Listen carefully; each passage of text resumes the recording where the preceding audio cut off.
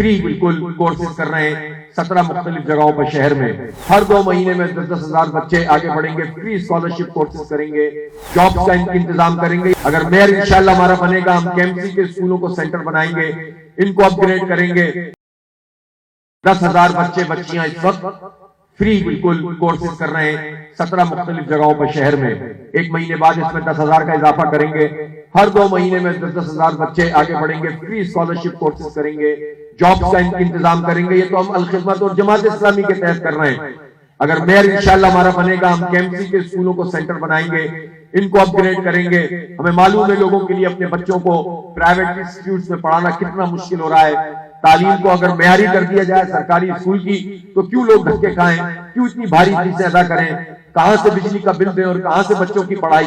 تو اس لیے اس ظلم کے خلاف بھی آواز اٹھانی ہے, اس تعمیر و ترقی کے سفر میں بھی آگے بڑھنا ہے. انشاءاللہ ہم KMC کے اسکولوں کو ہی اس طرح اپ گریڈ کریں گے کہ ہر آدمی فخر کے ساتھ اپنے بچے کو داخل کرائے کہ یہاں اچھی ایجوکیشن ہوتی ہے. کریں گے انشاءاللہ تعالیٰ, آپ کے تعاون سے کریں گے, آگے بڑھیں گے اور ڈیولپمنٹ کا کام ہوگا. لیکن جس راستے میں رکاوٹیں ہیں, ان رکاوٹوں کو بھی عبور کریں گے.